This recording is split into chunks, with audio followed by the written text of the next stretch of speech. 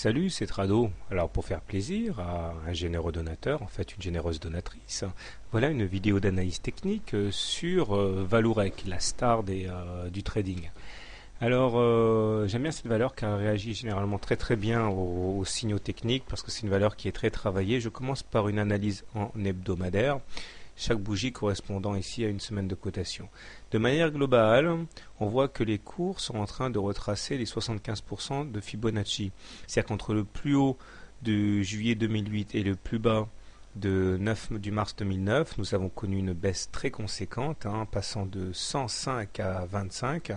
Et graduellement, on voit qu'on a passé un à un les niveaux de retracement de Fibonacci. Et là, nous sommes en train de caler depuis le 17 janvier, juste sous les 75% de retracement de Fibonacci. Alors la règle, c'est que si on arrive à passer à clôturer au-dessus de ces 75% de retracement de Fibonacci, il y a de fortes chances pour qu'on aille chercher le dernier niveau, c'est-à-dire retracement 100%, à savoir les 105. Par contre, si on n'arrive pas à le passer, le trade amènerait les cours sans doute vers le niveau inférieur de Fibonacci, à savoir les 62%, à savoir les 75 euros. J'aurais tendance à penser que l'avantage est haussier actuellement parce que nous assistons à un croisement M7-M20 ici qui est généralement assez porteur et qui risque d'attirer des traders à la hausse. On peut également signaler que nous sommes techniquement bien orientés avec un MACD qui a passé son signal à la hausse et qui est positif, le stochastique qui est en surachat, autrement dit les haussiers sont aux commandes, et le momentum qui est positif. S'il fallait relativiser un petit peu tout ça, on remarquera quand même les divergences baissières sur le MACD et le momentum puisqu'on a fait des plus hauts sur les cours, mais in extremis, c'est pas très évident, mais on ne les a pas fait sur les indicateurs. Donc une légère divergence baissière, encore que c'est pas flagrant.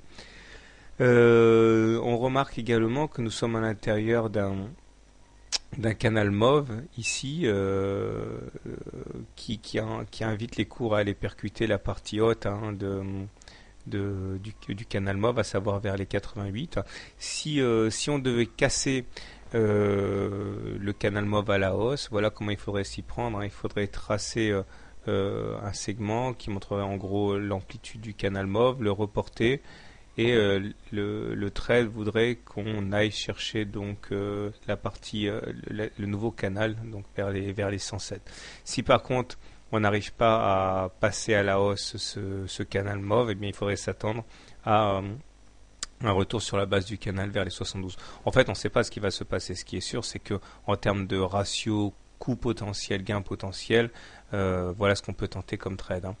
Je terminerai en disant que nous avons sur notre chemin quand même une résistance horizontale de taille, à savoir les 90 ici, 89,5 qui correspondent au plus haut de août 2008, et c'est vrai que là il risque d'y avoir des phénomènes vendeurs.